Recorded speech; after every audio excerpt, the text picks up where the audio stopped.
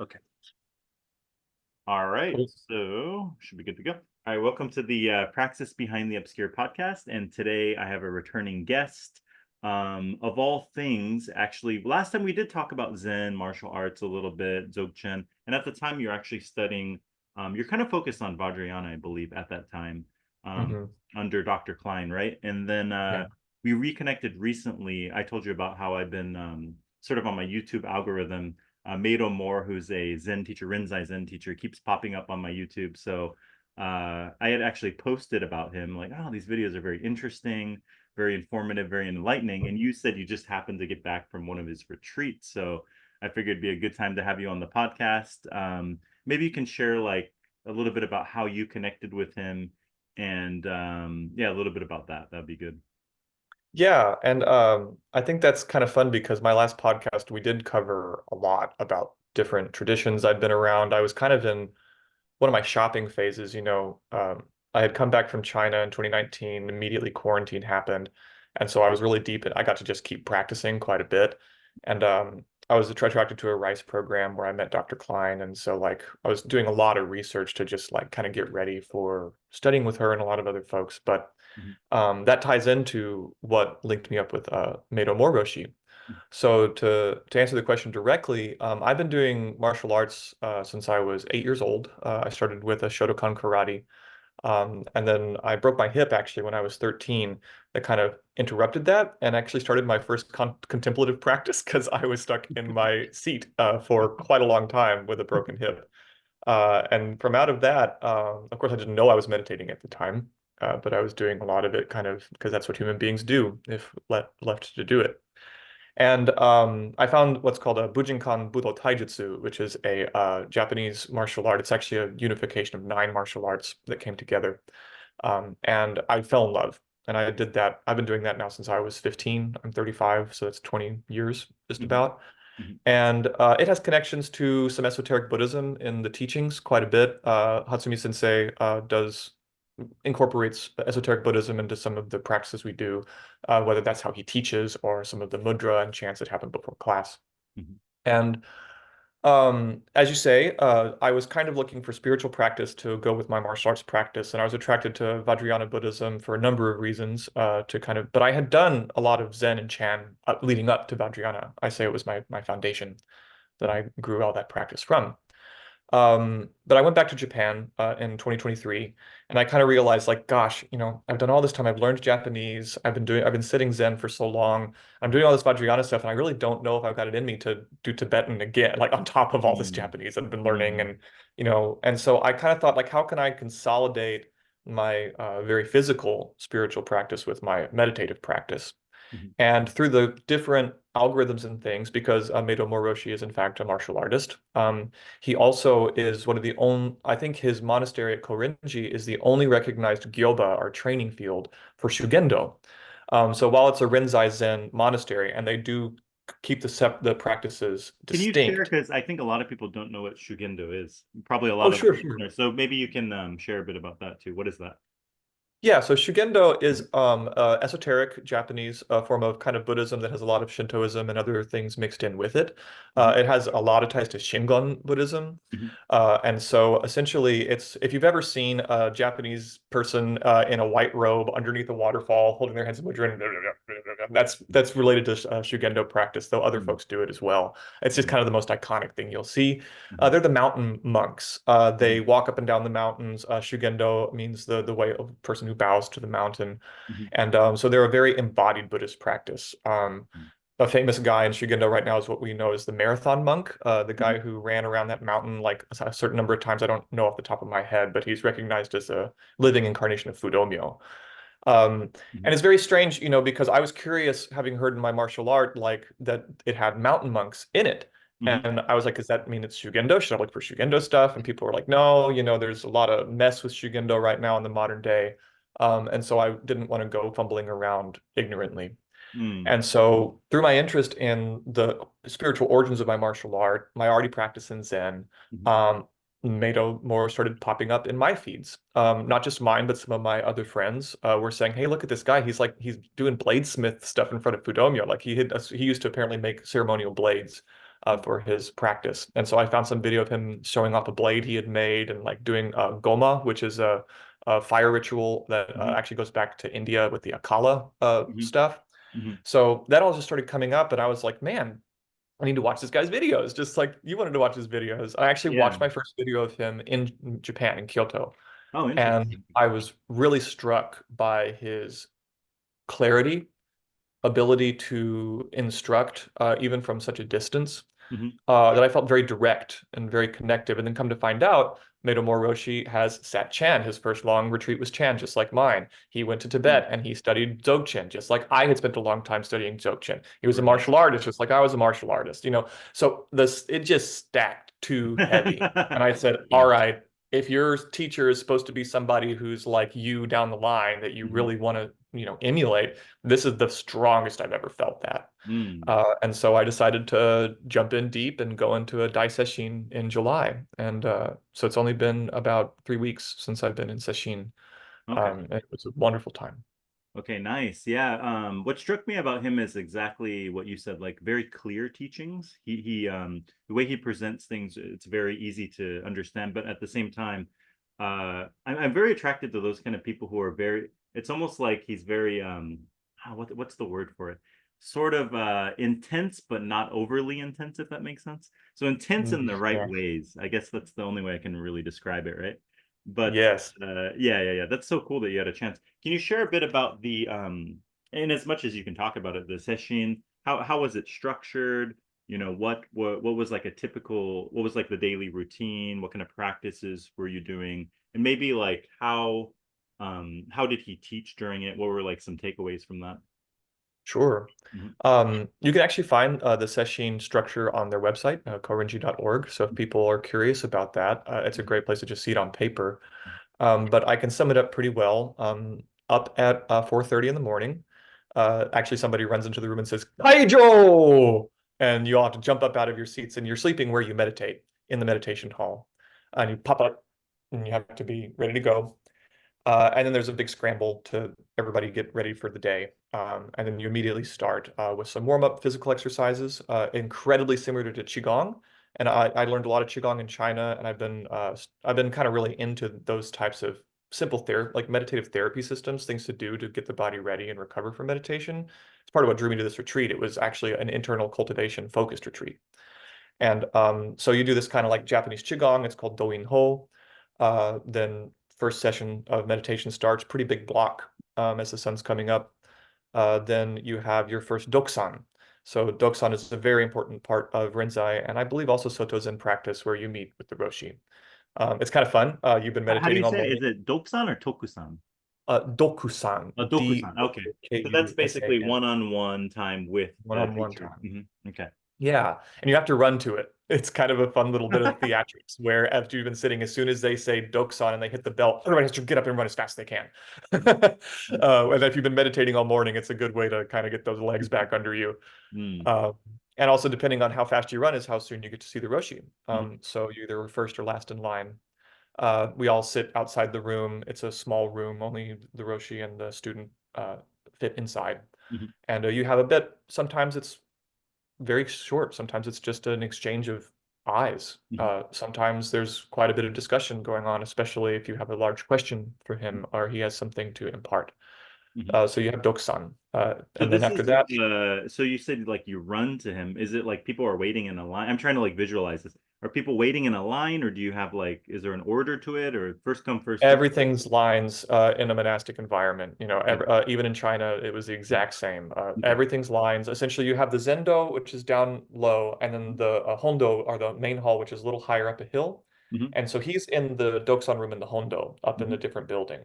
And so we all run out of the meditation hall. We line up on the balcony outside the room. So there's a little wooden balcony. We would all be in a line sitting in seiza, which is the Japanese legs folded underneath you.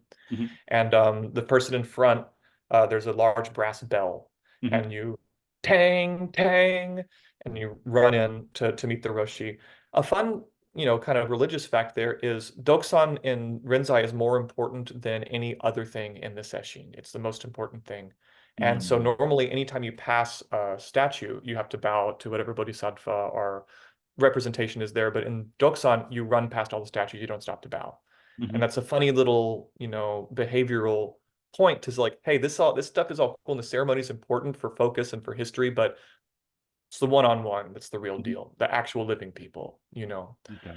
And so after you've done that, he rings a little tingling bell, and then the other person gets to ring their bell. And so we all kind of work our way down the line one by one, coming and going from that Hmm. balcony into the room. Oh, okay, okay, interesting. So Yeah. you mentioned during the one-on-one time, the doksan, it could be you ask a question, it could be they give you a glance, it could be they give you some kind of advice, Hmm. something along these lines, right? Yeah, it's just a one-on-one human relationship. It's very much I mean, I loved that it's included, and it's sometimes the only time you'd see him all day is in Doksan. Of course, there's a large, usually Dharma talk or subject-oriented talk Mhm. at night, and he did make a point to be there for sure. So I misspoke. We did see him at least at night for the Mhm. longer imparting of whatever the theme was, and Mhm. so this one was internal cultivation. So two Doksans a day, and then one larger meeting. Mhm. Um, and they were very intimate, very. I mean, I feel very thankful for them. It's so great to be in that kind of presence and have that kind of connection Mhm. as part of your practice. Okay, okay. And then you mentioned early in the day you did what was the name of the you called it like a qigong type of exercise? What was the Do in ho, do in Doinho, Do Okay, in ho. okay, okay. And these are And I was, these are kind of similar with Qigong. How would you describe, like, I'm somewhat familiar. Obviously, I know a lot of like Tibetan style yoga, Hatha yoga, like Indian Mhm. traditions.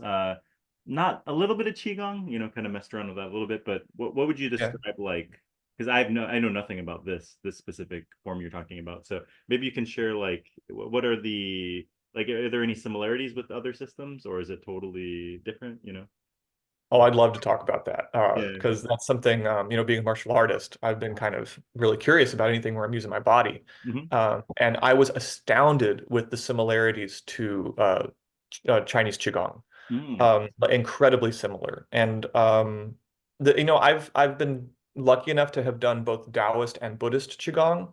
Hmm. The Taoist system from my friend Simon, who is Simon Cox. You should look him up. He would be great for the podcast. He's a Taoist priest from the Wudang tradition. I Oh, lived on nice. Wudang for like 10 years. Amazing guy. He wrote a book on the subtle body called The Genealogy of the Subtle Body that Cambridge University published. Like I'm telling you, he's real Oh, deal. definitely I got Love. to reach out to him. Yeah. Yeah, yeah. Simon's the real deal. And he's also the coolest person I know, literally, the coolest person I know. Like Nice, nice. everybody should meet him. But he was able to teach me the eight brocades. Are you familiar with the Baduan Jin? It's a very famous Qigong thing. And Okay. it's one of those where every village in China has their own little version. There's certain commonalities, but there's little tweaks kind of everywhere you look. Hmm. And what I learned in southern Shaolin is the Buddhist eight brocades, Baduan Jin, and he taught me the Taoist Baduan Jin. And this Mm. Douyin Ho is incredibly similar to, I would say, the Buddhist Chan Baduan Jin or eight brocades forms. Mm. So very gentle bodily movements. It's not nearly as posture based as yoga. It's very kind of like sometimes just rolling your shoulders or going Hmm. kind of Yeah. stuff. Hmm. And there's a couple unique moves, but I could see where they had roots in other things that I'd done in China. Hmm. But yeah, it was straight up qigong, which Mm. I found, and it was great, particularly for sitting all day. You can tell it's designed to loosen up the back, bring the butt back alive, and all that good Mm. stuff. So I was really, I feel very blessed to have done, Shaolin, Wudang, and now Rinzai Zen of Hmm. what I would say is the same set of forms. Okay, interesting. You have to look into that. Okay, so you mentioned that you start out with those exercises, then you do a formal sit, a zazen meditation, right? I'm Yeah, assuming. yeah, And it's Zazen. then after that you do the dokusan, was that right? Hmm. Huh? And then Yep. after that it's back to zazen, or is it maybe Back lunchtime? to Zazen, because you Okay. got to wait for everybody to finish. So, Okay. like, say you're first in line and you're done with the Roshi, and there's still 20 people all in line. You go back to the Zendo and you sit in Zazen until everybody's done. Okay. Okay. Got it. And then maybe like some midday break, lunch break, or some kind Well, of. this is all before breakfast, Oh, this is all before breakfast. Okay. Nice. all Nice. before breakfast, Yeah. Yeah. and then we have breakfast, and Oh, it's usually rice gruel. Traditionally, it's always a bit of rice gruel with bits of mushrooms in it. It was the only meal that was the same every day. It was the rice gruel first thing in the morning, and I love this stuff. They also gave you, this was before you actually went to formal breakfast, this like salty tea. It was like the best way I can describe it is salty tea. I don't, but it was really good for sometimes it was some of the best electrolytes you were getting during the day because of the way the Mm, temple food works.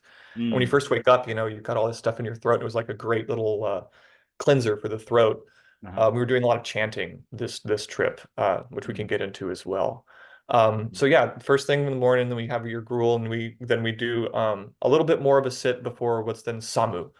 So mhm. every day you have a samu period, which is the work period. For about 2 hours, you're doing manual labor, and it's kind of funny. I literally chopped wood and carried water, like the books always say. Oh, that's funny. That's funny. Uh, Okay. yeah, lots of just weeding, cleaning the bathrooms. Mm, My job was sweeping the decks, and those kinds of things, and then also I was carrying a lot of Korinji is only 7 years old, so mhm. some of the trails are still being built, and some of there's he's still enshrining some shrines for to do that. Is it in Wisconsin or Texas? It is in Wisconsin, So about an you hour flew out north. to Wisconsin for the retreat. Yes, I drove up with a friend of mine. Oh, drove up. Okay. Wow. Okay. That's a Yeah. long Oh, drive. I love driving, and my friend's a Mm, trucker, so like I definitely. knew of all the people to drive with, we could knock it out real quick, and he's a great road warrior. We ended Mhm. up driving home all at once in a single drive the Oh, way home. wow. It was maybe a mistake, but we were so jazzed from Sesshin. Like the amount of Yes. energy that came off of this Sesshin was wild. So it Yeah. was really actually a fun drive. We drove for like 18 hours, but it was fine.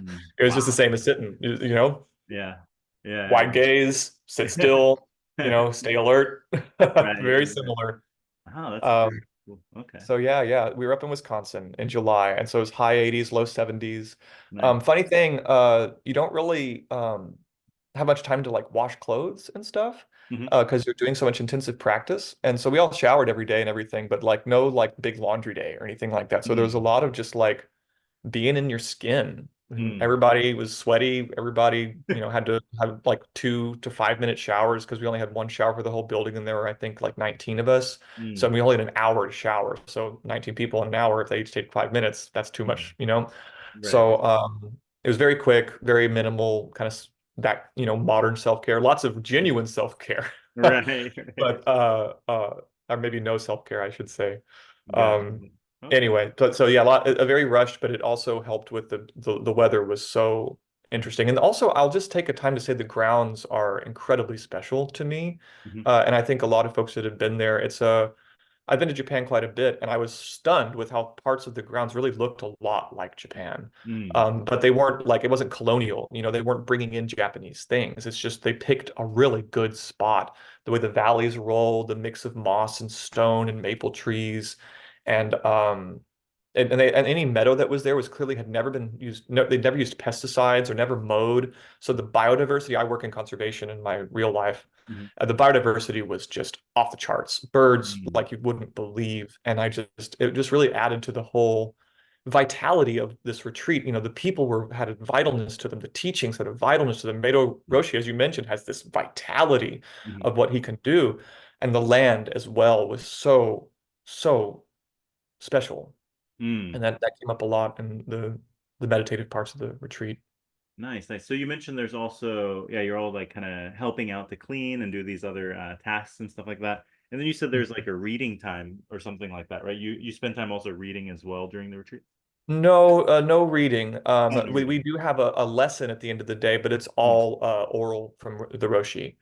Nice. We actually aren't allowed to read during the retreat, so our phones Mm. are locked in our cars. They actually make the monastery library off limits. They cover it up, and it's so funny. So some people were so clearly hungry for reading, they would just stare at the titles of the books on the shelf. That like there's this period where they were just like reading every title of the books on the shelves because I could tell they just needed something to read. That's hilarious. That's pretty interesting. So how I like like that. I like that mm, about Zen and Chan. When yeah. they say silent, they count words as silent. They count reading as silent, singing as silent, writing. You know, all those things are communication. So all that is off limits. Mm. So yeah, that's awesome. How much time do you think you spent like in Zazen in a typical like one typical day? You're probably several hours in Probably 10, maybe more. about 10. Okay. See, that's what I Hmm. like about these Zen retreats is that they're so practice heavy. It's very hard to get that in a lot of other traditions to have that much Yes. practice time, you know. That's awesome. Have you done other sessions in other places before? I haven't done a formal sesshin anywhere else before, but Okay. I did live as a monastic in a Chan temple in China for a month. Oh, that's So mm. Yeah, and I on two of the one of those weeks was a session style week, but they don't call it that, but it was what they called silent week. Mm, And it was pretty much the same structure. They just let you sleep more. mm, In China we were done by 9 and then up at 4, but mm, at Korinji you're up until midnight and then back up at 4. mm, So you end up getting a lot. You're up for 20 hours a day. mm, Um, because I mean, if they say, it's 4:40, but like I never was not awake before they yelled Kaijo. Like I mm, started waking up with the sun and birds, and I knew if I could see sun and birds, they were about to come yell. mm, So I was usually up around 4, and kind of like laying on my in my mat, kind of in reclined zazen, waiting for mm. the day to start. That's awesome. They also don't let you move at all. They don't let you breathe. I mean, they let you breathe, but they don't let you make any noise when you breathe. So if you were like congested every now and then, the Jikijutsu, who's like the disciplinarian, would say, breathe quietly. So like you have this thing where you're having to breathe quietly, can't move, and if you start to doze, they'll yell, "Ah!" you know, What do they uh, yell? What do they yell? wake up. Oh, wake up. Okay, yeah, But very like it's like a punch, the yeah, way that they yell it because it's this, this hara based breathing. yeah. And in China, because I was there as a foreigner, I guess they never did that. I was allowed to kind of wiggle a bit. I was allowed to doze off, and they said if you sleep, sleep until you're done. The meditation starts when you're done sleeping. Because Mm, meditation. So like that's the main difference. But I don't know if that's because I wasn't a monastic there. Like maybe it was just kind of like, okay, this is trial period. We won't make it as tight. mhm, But it did make a difference in my practice. This whole once they ring that bell, you can't even wiggle your toes, kind mm, of stuff. Even if I was like starting to do stuff like this with my shoulders, don't move, So mm, like you sit in that zazen until you're done.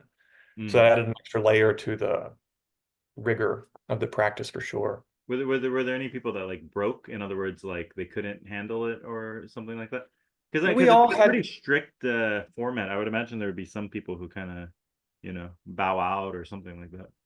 So yes, essentially, actually, I saw more people quit in China than Mm, here. Everybody okay. that started the retreat finished the retreat. So that was really, again, a special thing about this retreat was the people that came to it. I could, two or three people at a retreat having a really bad time can change a lot, and Mm, everyone here was with it. mm, I was really impressed with the people I was with. And of mm, course, even I had a day where I couldn't stop crying. And mm, there was another guy who, it was really funny. He was completely fine. And then, wham, tears. And what mm, they do is they just come and they let you sit outside until it passes. And they're very sweet. mm, There's no kick out, there's no bullying or anything like that. So anytime you did have a moment where things got mm, a bit much. mm, They would just let you go sit out on the balcony with the beautiful flowers and the birds and mm, kind of have a moment. And if you needed to speak to Roshi, he was there, he was available at any time. So I know some people were like, I have to talk to Roshi, and they'd pull you out of Zazen and you would spend the time talking to the Roshi. oh, So nice. there is a support system because it does bring up your shit. Yeah, yeah, sure, I'm sure. For sure. What about you mentioned that like in the evening there were these Dharma talks. What kind of like Mhm. subjects were covered in the Dharma talks? Were they like fully practice related to the retreat or just different sort of topics? Yeah, a little bit of both. We had the focus of this retreat was internal cultivation around the navel center. So the what the Mm, Japanese call the hara, what the mm, Tibetans call the do, mhm, what Taoists call the dantian, or just in Chinese the dantian. mhm, And so it was all focused around that. So obviously, I'm not allowed to teach any of the stuff I learned there, but I can talk about a lot of it was belly breathing. He said I'm allowed to talk about a lot of it is based on getting people back into belly breathing after spending a lifetime doing this. mhm, He had a lot of really good tweaks for that, like this thing where you just like you feel the muscle right underneath your sternum, mhm, where you can actually feel how tight the diaphragm is, and you can actually use it to set your pelvis by pressing it mm, in a certain way to set the pelvis down. mhm, And this use of the eyes in Zazen, there's a certain way to let the eyes spread out. And that all led to eventually mantric theory and how to use this deep belly breathing and ways of setting the hara to create a different kind of resonance. So when Roshi does a mantra, for example, you can feel it coming out of the floor. It's so resonant. mm, And if you put your hands on his body, you can feel it resonating in his belly instead of in his chest. So mm, this way of directing sound into and with the body to create these truly embodied vibrational forces, which Hmm. is really, really cool.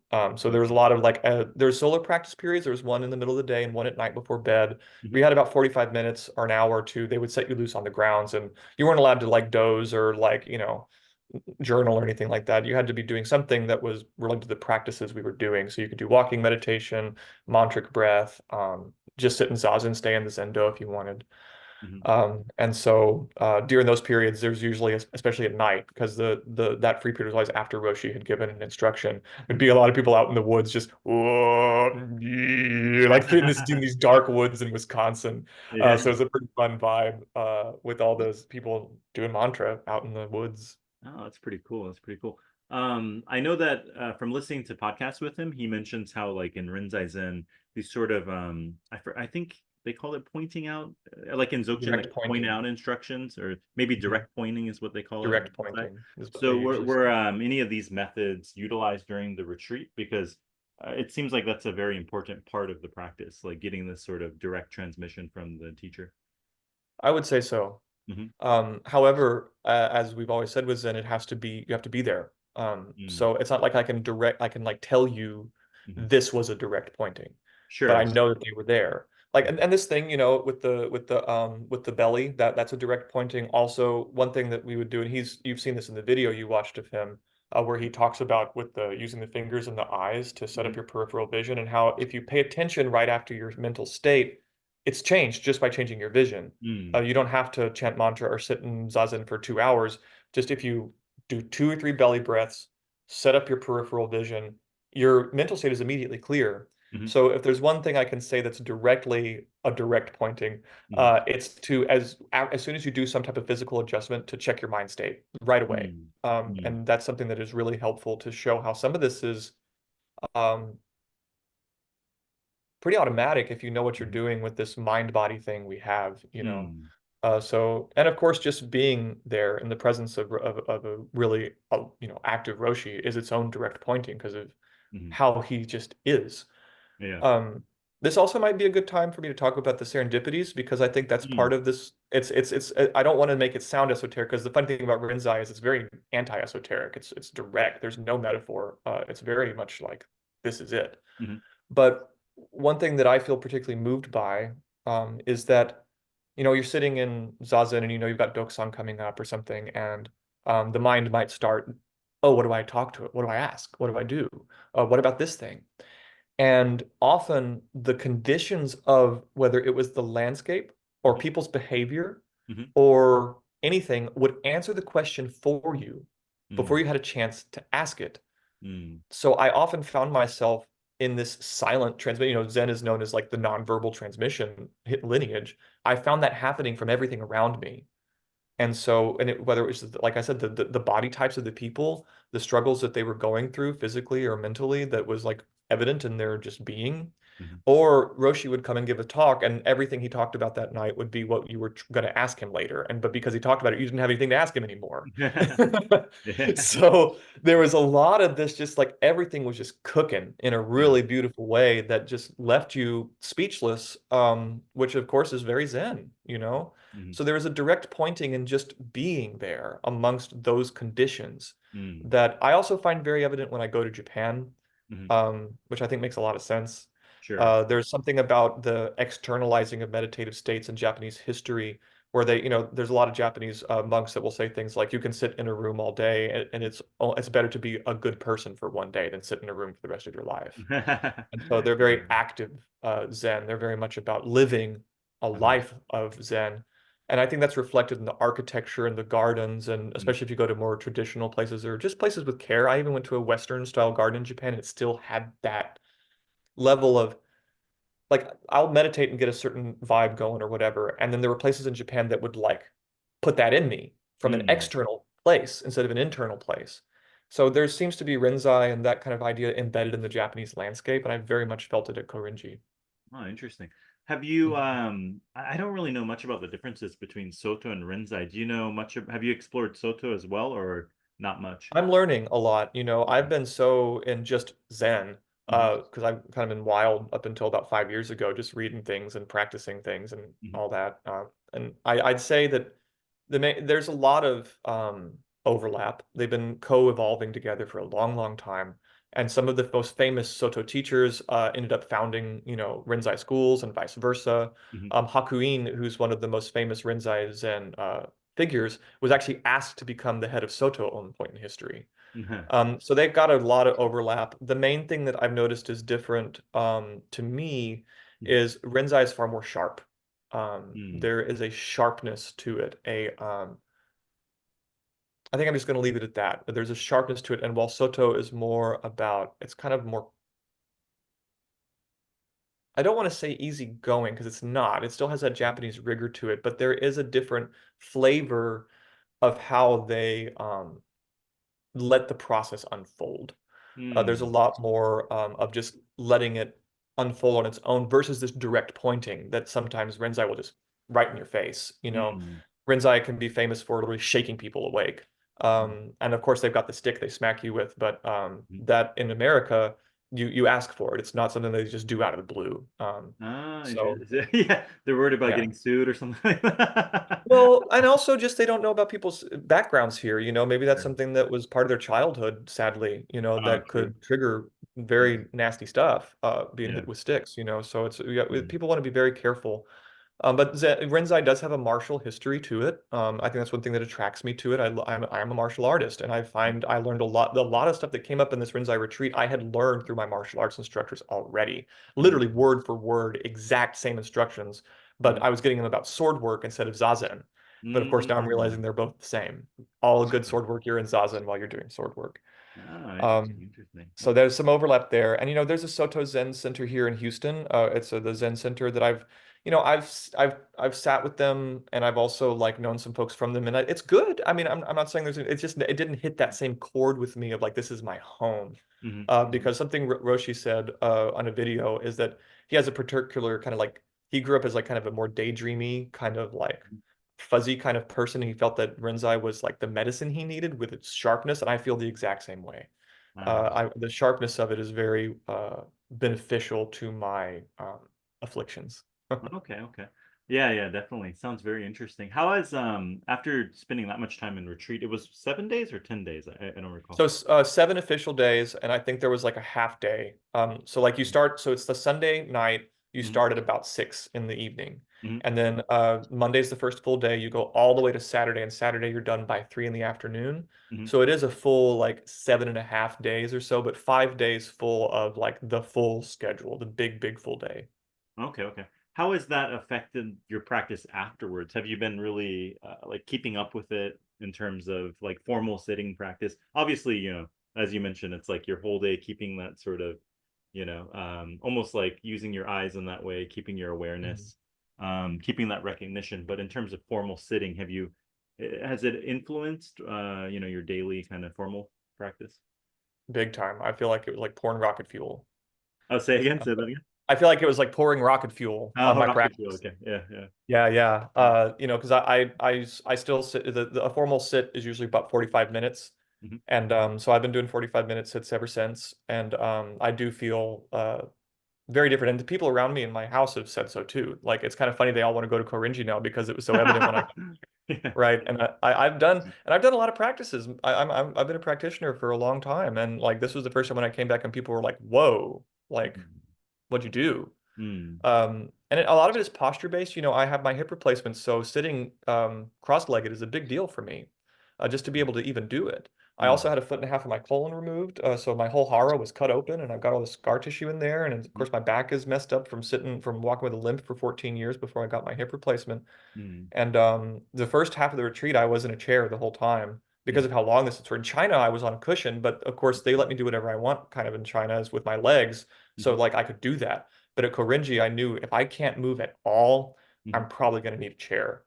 Mm. But since then, I've been in a cushion the whole time because I had a lot of bodily stuff come up from the long sitting, a lot of my like held on tension from my trauma, and a lot of kind of hypochondriac stuff that I didn't realize I Mm. was holding onto since COVID. And Sure. I had to kind of burn that all in the fire of practice, so to speak. And Mhm. since then, a lot of my bodily stuff is different. How I Mm. sit, how I stand. It's kind of some changes I've been waiting for a long, long time. So Mm. it's kind of like, oh, this is what they mean by when you find an actual teacher. the kind Yeah. of stuff that starts to happen. Oh, definitely. Yeah, do you have any plans to attend any more, upcoming sessions? How often are they too? Do you have any idea how often these retreats are on? Yeah, they do 6 of them a year. Mhm. And there's a 6 month period that they start and end in. I think July is the last one. He gets a break until October Mhm. or November. Um, Meido Roshi is a very busy man, and I'm so glad he's getting a break this August. He's been about doing 3 years where he's been doing something every week for the last 3 years, and Wow. he was when we all had our dinner after the session. He actually was talking about this. He's like, this August, if I can make it to August, I'm finally going to have some like time to just be a Korinji. And Mhm. because he flies to Switzerland and Poland and does Oh, wow. session in those places as well. Okay. Right after doing session with us, he went straight to Switzerland, did a session again, and now he's going to an Aikido week-long thing where he's an Aikido instructor. So he's a busy Mhm. dude. Yeah, yeah, yeah. Yeah, but 6 a year. And yes, I absolutely want to go and do more. I actually haven't taken him on as my formal teacher yet because one of the lessons I got from that is that I rush things, Sure, and sure, I'm sure. ready Uh, to not rush things. But I do. If I told him if I'm able to come back to Korinji, it's very likely I'm going to do so. what's the process of having him become your formal teacher? What would be, is it like taking refuge in the teacher? Is there a ceremony There's or a refuge section, and there's also the usual taking of the layperson precepts and all that kind of stuff. It takes about 5 minutes. It's actually not that big a deal. Mhm. But one thing I was really moved that Roshi said that I think I can share is when I asked him, like, what does it mean to be your student? He said it's just like any other human relationship. How do you Mhm. be a good son? How do you be a good friend? How do you be a good coworker? Mhm. It's the same as any human relationship and how you can maintain those relationships, which I thought was really sweet. Yeah. And he also said, yeah, take your time, do whatever you got to do. And so, because I had just found him less than a year ago, right? Mhm. I haven't even read all of his books yet. Mhm. Yeah, And right, so I right. wanted to take my time and like realize that like I wanted to be fully responsible about this Mhm. whole process. And so, um, yeah, but I told him as far as I'm concerned, he is my Zen teacher. But I Yeah, haven't entered into the formalities yet and gotten a Dharma name and all that stuff. But I right. think it'd be something I'd want to do. Right, right, right. I think one thing that I noticed, and actually he brought it up in some, I've watched several of his podcasts, that what's good is he doesn't really name names, so to speak, but he said there's a lot of like very inauthentic Zen in America, and that's kind of the perception I always had. It always seems sort of it's almost like Zen devoid of Buddhism. It's like because you Yes. have, of course, you have like the ultimate truth. There's the two truth doctrines in Buddhism, right? Like the relative truth and the ultimate truth, right? And so you have like, karma, impermanence, suffering, everything on the relative level, and then there's the ultimate level, which sort of, it's not like these two things are separate at the ultimate level. However, it is said that you should study these initial doctrines to really cultivate, wholesomeness, avoid unwholesome things like that, right? Hmm. Whereas Yeah. it seems like a lot of times in American Zen or whatever, it's sort of like this like atheistic sort of Sam Harris version. I don't really know how to describe it, but it's sort of like Zen devoid of the roots, I guess you would say, right? Yeah. I'm picking up Um, what you're putting down, and yeah, yeah, yeah. And it's sort of like because modern mindfulness sort of, thing, and people self-help or just think something like that. Zen is almost like the safest, like people like can say, oh, that's so Zen, and like if people hear Yeah, right. right, and if people hear a Zen meditation, they think, oh, it's going to be like the dude in Big Lebowski, it's all about just like chill out, be quiet, have a nice quiet Right, right, moment. right. But Zen is very strenuous, Yeah. and it's one reason why I've been doing the martial art I've been doing so long is because I was attracted to Zen practice, but it all felt kind of Mhm, la-di-da. And mhm, so the reason and love the martial art that I have is because it had teachers in Japan. One of the main reasons I started the Bujinkan is because the dojo I was with went to mhm, Japan every year to study with the Japanese Shihan and get mhm, that flavor and get that taste. mhm, And I was doing Shotokan karate at a YMCA before that. mhm. Like it Right, was just like it's just 80s yeah boom boom kind of stuff. And then right. my first trip to Japan I was 15, and I went, oh, like I don't want to say it's the current, but Mhm, there is a vitality to mhm, real practice in martial arts, in meditation, in art, in flower arranging. mhm, There's a real vitality when people have poured their heart and soul into it, and they're on the backs of 1,000 people that have done that before them, mhm, and have been given that intensity and that Very, and a thing about Zen is it's very human. You know, they don't really deify folks. They're Mhm. human beings. Some of them are drunks. You know, some of them have problems. Like there's this one guy who says, "I know I have a I can't remember the Zen guy, but he's from the like 14th century or something. He's like, I know I have a tiger in me, and so I have to stay away from the ladies." You know, he doesn't play Mhm. around that he's like this purified, pure land kind of guy. Right. And so it's a very human tradition. I don't, but there is an intensity, and I can see why the West would grab onto that, thinking, oh, you know, you can drink and you can do whatever, and that's cool. The Zen Mm, is the place where, you know, mm, is the easiest or the lightest Buddhism, certainly the most marketable in mm, the way that we've put it in the West because of Alan Watts. And as much as I love Alan, you know, mm, there was that movement where he was kind of lumped in with all the guys in the 60s and 70s, but mm. real Zen practice. I'm so glad had gone to China and Japan before I went to Korinji because I could feel that same. It felt like being in China. It felt like being in Japan. It felt like doing the thing. It Mm. didn't feel like just some daycare for mindfulness. Right, right. And it seems like you do visit Japan here and there. And I would imagine if you take him as your formal teacher, probably he has a lot of connections with temples in Japan, right? So Mhm. I mean it's a living lineage, I would imagine, right? Like you could It go is. really he could point you where to go in Japan under some of his teachers or teachers of his, I would Yeah, imagine. and he does do trips to Japan with his students and some of the residents in Korenji. And he Yeah. said, yeah, anytime you want to join, come on over. And I would love to join him for a Shugendo thing. He'll go and do Mm. intensive Shugendo training in Japan, which sounds like a blast. Oh, that'd be My awesome. dad's a mountain man. I was raised in the Rocky Mountains, and so there's something about Mhm. doing practice climbing mountains. It just is, it's like Mm. another one of those things that I love all coming together.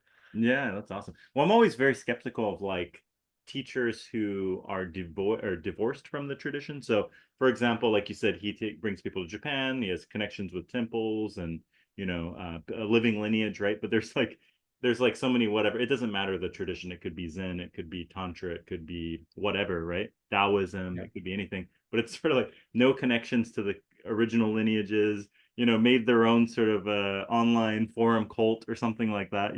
Not yeah, not saying I'm telling people what to do. I mean, everyone's free to choose whatever they want, but I'm just saying me yeah, personally, I always feel some sort of like suspicion of, maybe it's totally. like, yeah, aversion to bullshit or a cult or something like that, right? Particularly in America, Yeah. I think that there's some. So I was raised by a historian, and I spent a lot of time studying American history. My degrees are in anthropology and culture and things like that. And people say the American dream is to get a house in the hills, two kids in a car. Nuh-uh. That's Mhm. the real American dream. If you go back to the founding of this country, is to escape your oppressors and make up a religion in the woods and go crazy with all your friends with your new religion. The Right. Puritans did it. Charles Manson did it. I Mm, don't know if you know about Sleepy Time Tea, but the Celestial Tea people, that's an acid cult from the Rocky mm, Mountains that decided to make tea to fund their cult compound.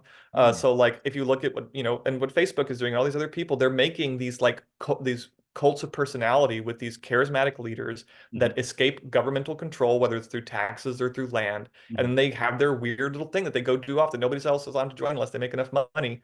And mhm, so like that's the actual American dream. We're a mhm, cult making machine in America. mm. And so it's something that I think is a healthy thing to be wary of in America in particular. Yeah, definitely, definitely. What kind of people? I mean, I'm sure a lot of people listen to this podcast and probably generate a lot of interest in something like going to Korinji, doing a sesshin, things along these lines. What kind of people do you think? I guess first question is like, is there a screening out process? Are there prerequisites to attending something like this? And then also, what kind of people do you think would be good candidates? Because as you mentioned earlier, there could be people who have, mental issues, emotional issues, people that might crack during, it could even bring out psychosis. And I'm almost thinking Mhm. about like psychedelics, right? Like they could be good for some people, a good experience for others, it could be a disaster, right? So what do you Sure. think? Number one, like I said, was there like a prerequisite, a screening out thing? And then also what kind of people do you think would be good candidates for session or going to Sure. Korinji? You do have to apply. Mhm. There's an application process. You have to talk about previous teachers, experience with Buddhism, and like a perfect example is my friend that came with me because he had never done a formal sit in any tradition before. And they do have a kind of a ramp up program. They have daily single sits in Madison and the surrounding community. And then they have what's called a Zen daily life retreat where you can kind of go. And if you need to leave early, you can leave early because session, you're in for the whole thing. But if you need to leave early, you can leave early. It's only a 4-day thing. There's breaks, you're not up as early, that kind of stuff. So there's a lot of like, and so when he applied, he was like, they're like, hey, this is really intense. Maybe do the Zen Life beginners retreat first and then work up to Sesshin. So they do have a kind of ramp up process. Mm. I was accepted right off the bat because I'd been sitting in a month in China, and I've been studying with Dr. Ann Klein, doing retreats with her, though they were mostly online. They were still week-long retreats of practice for quite a number of hours a day. And so there is an application process, and they are very careful with making sure that you're kind of know what you're getting yourself into. Mm. And as for people that it would benefit and would do well with it, I think anybody could benefit from sesshin. Mhm. Like you say, with psychedelics, it can be very hard to say. And I Mhm. don't want to paint Korinji in any particular light or make any assumptions about other people. I think really anybody could benefit from this. Mm. But in my pulling from my stuff, Mhm. I was a contrarian little kid. Mhm. So like anytime somebody corrected me, it was a personal thing, Mhm. about power and structure and those kinds of things. And so they speak to you very directly at Korinji. Like I said, it's wake up. What's wrong with you? Mm. These kinds of things, but it's not with bullying. It's to keep you in a particularly alert state. And I really kind of felt anytime I would get like up in my feels or like too sleepy or too groggy, something about the sesshin would snap me back, whether it was a bell, our clacking boards, or one of the residents or leaders of the retreat. Um, Faster, put your shoes on. So if you've got something in you that would take that personally, it's you're either going to learn that in the retreat how to let go of that personal judgment, Right. or it's going to drive you crazy. If you think it's personal, if you think it's a power trip, if you think they're just being mean, that's Mm. something to maybe look at, because it's not at all. And then Mm. I was very impressed with their ability to make sure that there was no uh, negativity. Like, for example, one of the things you have to say as you vow into the sesshin is, I will not cherish resentment, which I Mm. think is such a beautiful phrasing because people do cherish that kind of stuff. They hold it real close. It somehow makes them like right and somebody else wrong. Mhm. And so you can't cherish resentment, not even when they hit you on the back with a stick, which frankly is really nice because it's just because I had days where I was like tortured by like not being able to stay awake and my back is all Yeah. tight. And it turns out that where they smack you on the back is at exact right acupressure point to kind of loosen your back up, and Mhm. the smacking sound is in your ear, so you can tack tack tack, and you're like, and all of a sudden you can finally like sit upright, and it's actually quite nice, and you have to bow to ask for it. It's all nonverbal, so they don't just do it out of nowhere, and it was Right. very helpful and exactly what I needed in that context. Right, the context is Gotcha. very important. Yeah. So I think I encourage everybody to try it, but I also encourage you to be careful, because it is, even though it's just sitting for 10 hours, it is very it's going to bring up your stuff. Mhm. Mhm. And it kind of, you got to be ready to sit through it and endure it until it goes away. Kind of like watching something burn down in a fire. It's not just gone. You got to watch Right. it wither up and curl up and turn black, and then Right. eventually it's finally gone. But it takes a while. Mm. Yeah, that makes a lot of sense. Yeah. He has a couple books out. I know one of them's like Hidden Zen, I think is the name, right? Hidden Zen. Yeah, that's a pretty popular one. Do you have any book recommendations for people looking to explore Zen in general? Maybe a couple of his books, maybe some others that recently I'm trying to get into. I've been recommended the series quite a bit, but this is not. It's Chan actually. It's called one of the books is Chan Before Chan, and then the other one Okay. is like Mystical Chan text. So it's really, really, really focused on early Zen, early Chan, even before the tradition really got um, solidified, I guess you would say. A lot of my hmm scholar friends have recommended these books. So I'm really interested in checking those out. It's more historical, I guess, but in terms of like practical practical texts and stuff like that, do you have any that you would recommend? Yeah, and I'm no scholar of Zen yet. I'm a scholar of anthropology, so I get a lot of Mm. stuff through culture and behavior. But I do recommend Meido Roshi's books quite a bit. I actually, Zen and the Art of Archery is quite famous, but I actually recommend Zen and the Art of Motorcycle Maintenance, Ah, yeah, yeah, yeah. which Yeah. is another classic. It's been around for a long time, but I highly Mhm. recommend it as a kind of first dive. Mm. And there's a lot of people are kind of hard on Alan Watts these days, because of what he's done, but there are some good books to kind of get you in the feel. And my favorite one is actually not one of his books. It's actually something his son did, which is a transcription of his essays. Not, excuse me, not his Mm. essays, his lectures. It's a Mm, little gold book. I think it's just called Alan Watts Lectures, and it's a mhm, transcription of all of the talks he gave all over the U.S. It's a mhm, great way to get kind of your feet wet without, but again, it's not going to have that same rigor and sharpness that like real Zen tends to bring. I mm, recommend any of the writings of Hakuin and the and people who are looking at his work, mhm, especially if you're interested in Rinzai and mhm, even his relationship with Soto, mhm, because he's a really interesting figure in Zen. So if you see something that's like the works of Hakuin translated by some particular guy, I don't know. Again, I don't know who has the best translation out there, mhm, like a scholar might, but I do recommend the stuff of Hakuin's to get into Zen. mhm, Lots of people love Dogen as well. Dogen, I mhm, believe, is Soto. So the mhm, works of Dogen, the poetry of Dogen, though this is something that I like anytime people bring up books to read. Zen only really happens in the body and between two people. mhm, Frankly, I encourage people to study martial arts to study Zen, whether that's mhm, Aikido or certain types of judo. Again, it's best to have somebody who has a connection with Japan. Like if you're just doing Brazilian Jiu-Jitsu or you're doing tournament judo, you're not going to get that same feeling. But if you mhm, can find a dojo of any martial art that still has a connection to Japan, there's mhm, a lot of Zen that's going to be coming through that in your mhm, body. So much of mhm, Zen is in the body and in the eyes and in the world around you. And so again, I felt most prepared for Sesshin because of my martial arts training more than any book I'd ever read. mm. Yeah, that And makes I sense. frankly felt like this experience shattered a lot of what I learned from books because it was there in front of me and alive and happening. Yeah, Um, absolutely. I and to learn Zen, like you were saying, you're attracted to the Rinzai because of how practice oriented it is. Mhm, Practice. Find somebody that you can even sit with. It doesn't matter if they're legit or not. I mean, it just obviously keep yourself safe. But if there's a local Zen center and there you just want to stop by for a sit or local Chan center, stop by for a sit instead mhm. of reading a book and just see what happens. I really Mm. encourage that if you want to get into this Zen world. Yeah, absolutely. I think it's the same. I think it's a Western tendency to like, oh, I need all these books and like I need to intellectualize this, right? So it's sort of like I Mhm. see a big thing in like Dzogchen is getting very popular in the West right now. And Yeah. there's a trend of like sort of like an information Dzogchen or something like that, like where I'm only Yeah. focused so much on the words and collecting these books and theories and stuff like that. Whereas the actual tradition is Yeah. exactly like you said, it only really happens from student to teacher, Mhm. it's a non-conceptual sort of transmission, right? But Yeah, do Yeshe the mind. Sogyal. Don't read a book. Do some Yeshe Sogyal or Vajrasattva. You'll get some Yeah, Dzogchen from that if you. yeah. And see, really funny. There's actually one of the teachings of Hakuin. I think it's called Kansetsu no Ho. I might be getting that wrong, but it's a Mhm, certain type of internal practice. It's literally Vajrasattva without the deities. Like I was blown away, and like mhm, this is the same. Like a lot of the instruction was Vajrasattva. Just Vajrasattva's gone, and the god of death is gone from beneath you.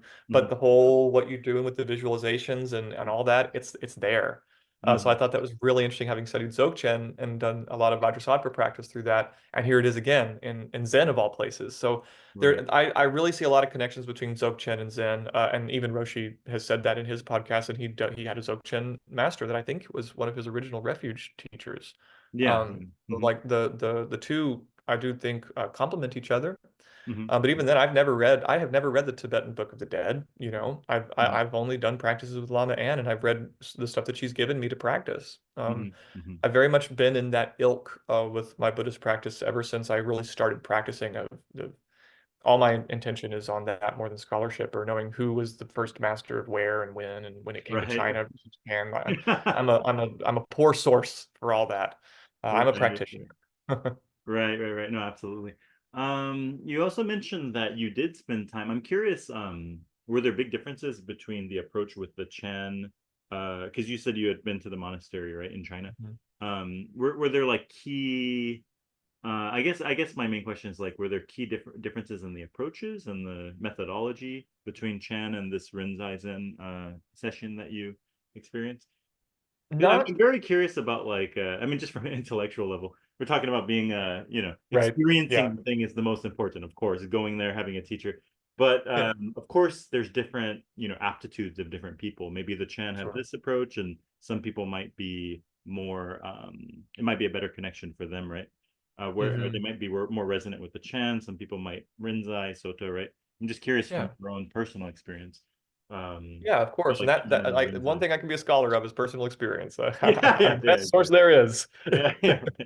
Right. And so the funny thing is that it's all surface level. I found that the practice I did in China was very, very similar. Like Zen is Zen. Chan is Zen. The kanji, the symbol is the exact same. And I mean, the first things that come to mind is they sing when they chant instead of monotone. You sit on stools when you eat lunch instead of on the floor. They have vespers that are at the end of the night instead of chanting of a particular sutra. They have these whole sing-song vespers and things. The robes are different. The martial arts I was doing were different. So like there's these cultural things that are different. But as far as like, just sit, shut up and sit, and that was very much the same. And I felt that the main difference is also I don't speak Chinese, and we were in a rural Mm. Chinese temple, so like they couldn't give the same level of direct teachings that being here in the States could. And that's another thing about Korinji I feel very blessed for is you can get instruction as if you're in Asia, but it's in your language with somebody who is very, very good at that language, Mm. and quite a charismatic and impactful performer as Mhm. well as teacher. Mhm. And so that was very, very helpful. But that wasn't the difference between Chan and Zen. That was the difference between having a native speaker teacher Mhm. versus people who had never spoken a word of English in their life and could only, like tap you on the head here and there, or, like settle your shoulders or tuck your Mhm. belly in.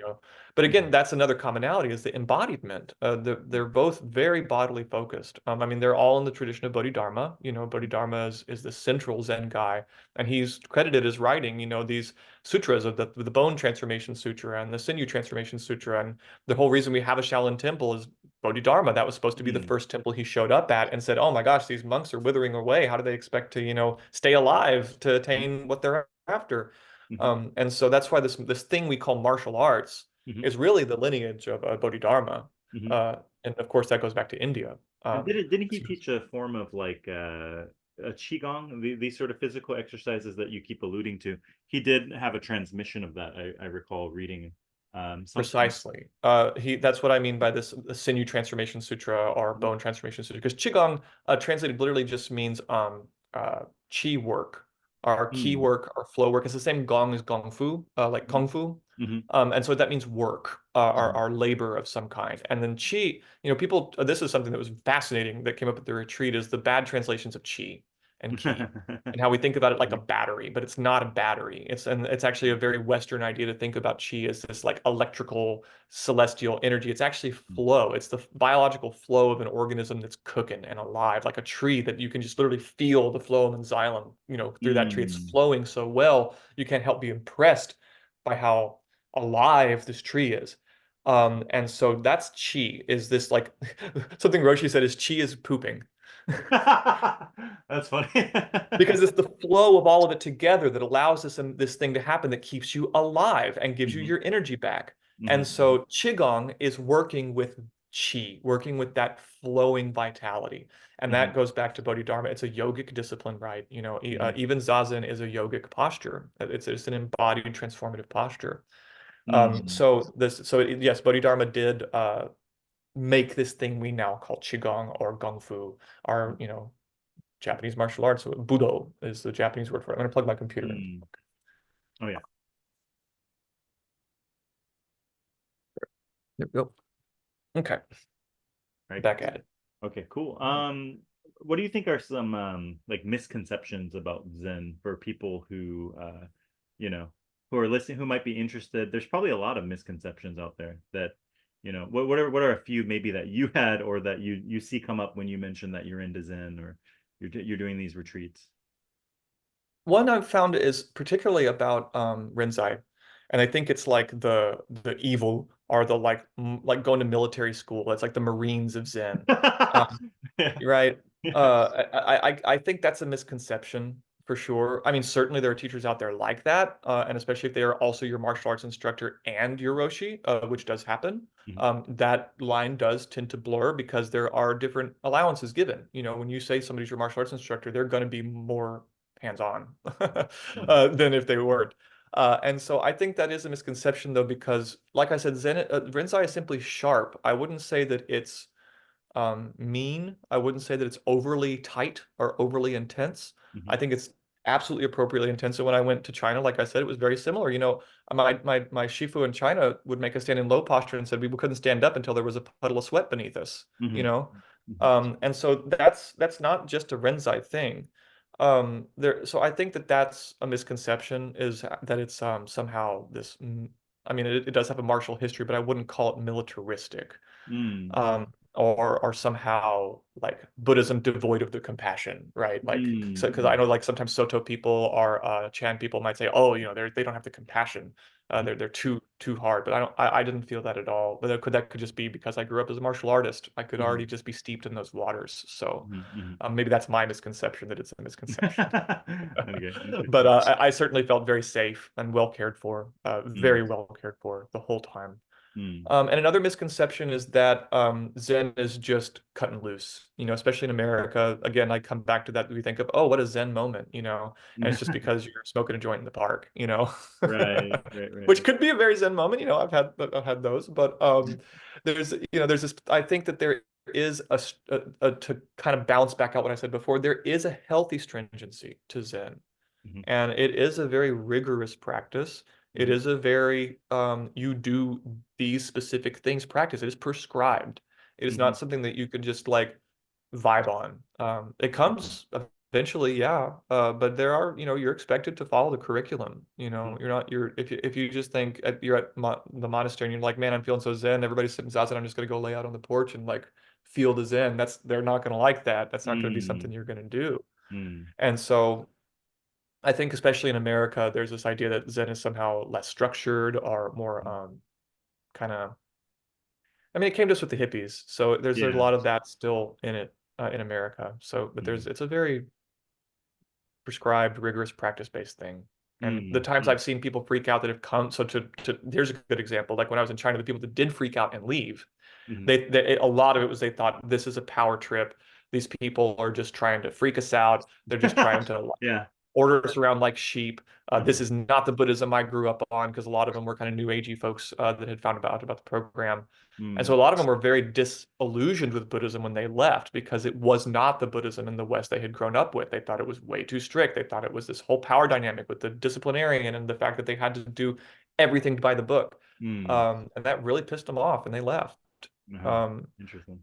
but I've come to find that if once you make it through Sesshin, or once you Mhm. make it through Silent Week, the days after that, Mhm. man, the compassion that comes out. Some of these people that have been your disciplinarians for the last week Mm. completely transform, because they're performing a role to help you understand a process and to do this direct pointing we talked about earlier in the podcast. There's a Mm. reason they have to be that razor sharp with you about Mm. what they're doing. It's a Mm. it's a means to an end. And so the moment they don't have to do that, they don't want to do it all day either. The moment the session is over, they're just as palpably relaxed as you are and ready to put it down. And Mhm. they're so sweet and joyous, and something about their eyes. Like something I love about Zen people, and I've heard of this in Dzogchen as well. Mhm. It's almost identical. Like I've heard Lama An Mhm. and my Meido Moore Roshi both tell me about how they can tell the state of a person's heart by how they bow Mm. and the way the body moves. Um, they both have said that exact same thing about their teachers, and Mm. how moved they've been by a single bow or a single gesture. Mm. Because there is a fantastic quality that comes out in these practitioners, Mhm. that can change your room, can change how Sure. people feel. Mm. It's a And that all comes out when session is over. So even if somebody was particularly hard on you the whole session, I guarantee Mm. you they're probably a sweetheart.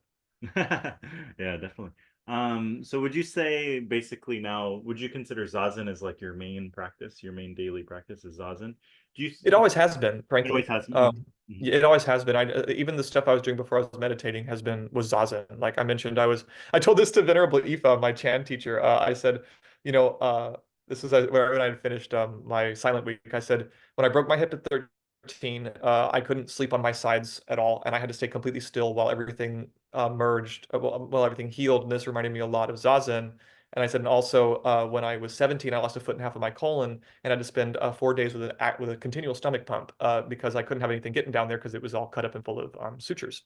And so Mm. I couldn't Mm. sleep, I couldn't eat, I couldn't move, and I was just in bed with this gurgling stomach pump down my nose. And Wow. I just told her, I'm like, this really reminded me of some of the things that occurred to me while I was in those states. And the first thing Venerable Aoife says is, what kind of job do you have? I was like, this was all before I had a job, Aoife. Like, this is when I was a teenager. And she was like, oh.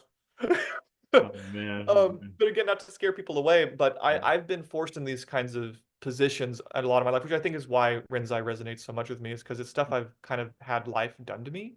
And Sure. then it became my practice. So and I say Zazen is also when I do Vajrayana, because I still study with that. I meditate at Dawn Mountain every Sunday. They Mhm. actually have me teaching Qigong there these days. So if you're ever in Houston, come to Dawn Oh, Mountain. really? Teach Interesting. Qigong. Interesting. Yeah, Interesting. yeah. Anybody out That there who might. that actually kind of segues to my next question. What do you think? Okay, how do I word this correctly? Is there a value in mixing different practices? So we talked about earlier in the podcast, you kind of talked about your I think you called it a shopping phase or something. I forgot what the term, a lot of people use this term. It's like spiritual marketplace. I'm shopping around. I'm gonna try check out you know, Vedanta for a bit, and then now I'm a Spiritual tourism. Taoist, Yeah. and then now I'm whatever, a Vajrayana Buddhist, now I'm a Zen, Mhm. right? So there's definitely value in seeing like what tradition kind of resonates with you, right? Is there also a Mhm. value, do you feel, in, mixing and matching different practices using, say this practice when you for this situation? Do you see a value in kind of like, for example, you mentioned Qigong, right? Now that Yeah. Zazen has been your main practice, using Qigong maybe from the Taoist tradition, do you see a value in bringing these two together? Yeah, and like I said before, they're incredibly similar. I mean, I could do like I might as well have been. I might, and there were maybe two moves I was doing every morning that were different from what I was doing in China. Hmm. And so, as I said before, this, Kansetsu no Ho, which is like a Zen thing, was exactly Vajrasattva. Hmm. And so there's this funny thing about as history has gone on. I mean, these things have been going on for 2,000 years in the old Hmm. world. Yeah. And the way that they have mixed together already Hmm. is something to be aware of. That we have this like purity ideal that we're going to go and do just Zen, but then you go and do Zen and you find all this stuff from Vajrayana, and you go and do Vajrayana and you find all this stuff from Chan, and so like they're already pre-mixed, and this brings us back to again teachers that you can legitimately learn from and connect with, who themselves have probably studied all kinds of different things. Hmm. And as far as prescriptive practices of like this practice for this mental state or this practice for that one, a lot of the traditions you encounter, if you spend enough time in them, have that themselves. Hmm. And that's where, and again, it comes back to the teacher because then they have the experience to help you kind of tweeze that out. Hmm. So yeah, I mean, I think it's healthy. Even in Japan, they have these things called shugyo, which is like a journey where, like, in the martial arts context, it was after you got a certain rank in a dojo, they'd send you up and down the islands, training at other dojos or having fights at other dojos to then come home and reinforce the art you were already doing with all this stuff you brought over. So it's actually fairly traditional in Asia, at least Japan, to once you've really cooked something, to go and explore. And I did that with Zen first before I started exploring Vajrayana and Theravada and Hmm. esoteric magic and Enochian stuff, but who knows what. Hmm. I wanted to like look at all that from a perspective. But Zen was my foundation, and I feel like I've kind of come full circle home, and I'm still going to keep training because even I said, hey, if I take you on as my formal instructor, like, does that mean I can't go to Don Mountain anymore? He's like, no, there's no conflict. He said the main thing was that I have to choose how I spend my time because we only have so Hmm. much time Hmm. on Hmm. in this planet for practice, and Sure, so sure. it's really Did he important prescribe to. you like a certain, like you should be practicing an hour a day or 2 hours a day, or is it just kind of whenever you have your, do as much as you can, you know? Well, remember, I didn't actually take him on as my formal teacher, Oh, and that's it. apparently, if I had, there would have been that because he says if Sure. you take me on as your teacher, then I'll just expect you to do the practices I tell you to do. But Yeah. for now, I'm keeping up with the daily zazen because I have a feeling that's going to be the first one. And eventually, they have koan practice. Rinzai is very koan heavy. Hmm. So there are some people who are training at Sesshin that when they were doing dokusan, they were doing excuse me, koan practice. Oh, koan practice, yeah. Oh, Yeah. and in terms of koan, was that was a big part of the retreat too? In Only for the people who were doing koan practice. So that Oh, was all. There were three dokusans a day, and the middle one in the middle of the day was just for koan students. okay, okay, interesting. And koan is that considered, so is that considered like a more advanced practice in this tradition, or is it sort of like it's kind of like something you build up to. Is it? It kind of seems that way. Usually the Uh, first thing they start you with is breath counting, which is but it's not, it's a little more involved than just like counting your breaths until the meditation's over. There's some really good instructions they give directly for um something kukyo. I can't remember the Japanese word, but it translates to breath counting. And that's usually mm, what they start you on as your zazen. But zazen can also include koan practice. So people who are doing koan practice during zazen, they're breathing the koan instead of breathing the count. okay, okay, interesting.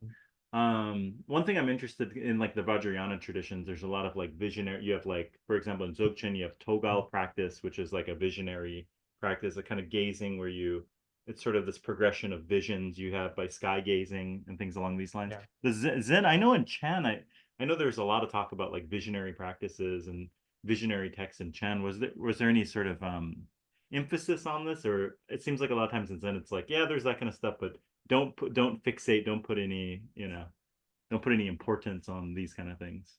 Is that kind of Yeah, there's very much a put it down kind of thing. Like it all right? comes and goes. Yeah, it all And I comes mean, together. there was a couple internal things where there was a visualization component, I'd say. But yeah, not too heavy, especially not compared to Tibetan. Like that's, the most visual heavy tradition I've come across. Hmm, hmm, So yeah, but yeah, not too much. Though it was really funny that there was a point where Roshi came out and he says, um, "You're all seeing things on the floor, huh?" And we all went, "Yes." oh, All, interesting. all of us on the same day. It was really kind of funny. And some of us were seeing the same things, which was kind of compelling. Hmm, And this is just to take it away from Sesshin and talk about what I know I can talk about personally, is me and my buddy who's a long meditator, we're kind of done with phenomena. hmm, Like phenomena are cool and they come and go, but it's all pointing to your true nature, right? Like if you get wrapped up in the phenomena, um, there's a lot that can go wrong there. hmm, And you just, it's one of my favorite advice I've got to that is you just dedicate your merit to it. hmm, Say you see a ghost, you dedicate your merit to them, let hmm. them go on by. You see the whole field of refuge come up underneath from the ground at you, and you dedicate your merit and let it go. And I find that that's really in the end, that's also true with Tibetan practice because you have the built, you have the completion practice, you have the forming practices and completion practices, Hmm, and usually towards the end of any even guru yoga, the thing dissolves into you and you are it, and then there's nothing. You have the Hri phase, Omahung Hri. You have the hmm, Hri phase where it's all, you kind of let it all go and hmm, put it all down, hmm. which I think Zen really vibes with. And it also helps support that practice if you're doing Dzogchen stuff. Okay, cool, cool. Well, I think I asked most of the questions I was curious about. Any, final thoughts or anything you want to add? Final notes? Yeah. I mean, I really loved it. And I'm very happy to have found this place after everything I've been going around. And I'll tell one kind of fun woo. I'll tell two kind of woo things just to add Okay. the fun. You got to do some woo. Yeah. Um, Yeah. One thing I loved about the monastery is the feng shui was so beautifully set up. Hmm, Really mindful, tradition-based stuff. So like every night when I was out in the dark, hmm, if you looked out to the Hondo, the Big Dipper would become right up over the Hondo, right? mm. Um, I had a really fun thing where I had a Fudomyo icon from Japan that my friend had given me. Fudomyo is an icon all over Japanese Buddhism, both esoteric and Zen. I think Fudomyo is Mahakala in Indian traditions, right? I think it's the Yes. same deity. Yeah, okay. Yeah, yeah, Mahakala, Yeah. same one. Yeah. Um, and so I brought it with me as kind of like a pilgrimage icon just for fun. Hmm, And then second night, Roshi says, I'm about to dedicate the new Fudomyo shrine for this monastery. And I'm going to have you all come chant mantra with me. And I was like, no way. Of all of the things to be dedicating, I brought this Fudomyo statue. And I mm. actually have Fudomyo's eyes. He has like one droop eye and one wild eye, which I also have. Yeah, So I've yeah, always just kind of liked that about yeah, Fudomyo. yeah. And so I showed Roshi, I'm like, I brought this with me. I don't know how old it is. And he goes, okay, yeah, I'll dedicate it as part of the opening of the shrine. Nice, nice. You Yeah. know? And then the night we decided to dedicate the shrine, as soon as we start chanting, all the fireflies start coming out. And the Mm, half moon rises directly over Fudomyo's head. You know what I mm. mean? And I had this statue I had brought on a whim, and all of it just click, click, click, click, click, serendipity, just too much fun. And so that Awesome. was kind of woo and beautiful. But again, it wasn't that it was anything that wasn't reality. It was just reality that was that powerful. Mm, And then the last thing I'll say about that side is I had one day where I was sitting on the ground, mhm, and with my hip replacement, I had really bad circulation problems, and a lot of my leg went so dead that I couldn't even wiggle my toes or wiggle my ankles or anything. And I was starting to worry. But meanwhile, across from me, there was a man who the whole retreat, he had a artificial leg from below the knee. And every time we got up and down, he was strapping that thing on and off as fast as he could, running up to Doksan, doing, he was an absolute hero. And Yeah. I was already amazed by this guy, watching him in his practice and what he was doing and keeping up the pace. And then right when I was about to like, I gotta freaking get up, I can't stand this anymore. Mhm. I looked across at him as calm as any Zen statue, and I realized the part of my leg I couldn't feel was a part of his leg he was missing. Oh. Yeah, it puts all, it gives you a lot of perspective, right? Like, And I was like, I can sit for 15 more minutes, you yeah, know? poor me, right? Who has a full leg. Right? And this is Yeah. part of that direct pointing of like not even just the Roshi, but the people I was surrounded by. Every Yeah. single one of them was so alive, and their very nature taught me something about Mm. what was going on. So What are that was just speaking of, you talked about like your legs falling asleep and cramps. What do you do in those situations? Like if you're doing these long sits, do they give you specific tips like adjusting your posture, or Mhm. like what do they typically recommend when you There's a lot of tips, mostly if you don't want your legs overlapping each other, because that's where it cuts off circulation. So they'll have you, if you can't sit in lotus where the legs are naturally open, Mhm. they have a few different ways of sitting that they'll let you do, or cushions you can use. One of the most helpful things that I discovered on my own is Yeah. that if the cushion is too high, it Uh-huh. actually cuts off the circulation at the buttocks, not down on your legs. So Mm. if you scoot to where your tailbone is right on the edge of the cushion, and there's actually a gap between the very, very back part of your thighs Mhm. and the ground, that will help with circulation a lot. Okay. And so that's something that I noticed. They use these very thin cushions in Rinzai, which are very helpful to just kind of lay out and kind of customize. Mm. But mostly the instructions, like this thing with the solar plexus, this thing with the head and neck, Mhm. were all really good to just kind of help you get through it. There were times where you just had to sit through it, even if you're having muscle cramps, you sit no matter what. Yeah. But if it did get particularly bad, like there's always one person designated as like the medical guy, and I Mhm. would go talk to him. Like I had some problems with inflammation. And I went and talked to Mhm. him, and he was like, "Yeah, this is the right time to come, break your silence and talk to me. I can help take care of you, get you some ibuprofen or whatever, you know." Oh, nice. Okay. So Okay. they're very compassionate if you need to talk about it. And like, I sat the first day without a chair, and I said, I need a chair, and they gave me a chair, you know? Okay. Yeah. Yeah, nice, nice. All right. Well, I think we can wrap it up here. How can people, if they want to reach out to you, do you have any links you want to drop? I can put them in the show notes. You can do that. Yeah, sure. I have a website called nintozen.com, Mhm. but I want to change a lot of it because it's a lot of it is like my old ambitions, and I very much now feel more of a student than a coach of any kind. Mhm. But they can absolutely reach me at that place. It's very much an under construction website. Mm. But you can reach me through it in a nice kind of safe, anonymous way versus giving out my personal email to the masses. Yeah, true, So true. that's And one reason I keep the also, website open. yeah, yeah, you're also on Discord. Actually, I should mention that maybe in the past, I think a week or two ago, I opened a Discord for this specific podcast.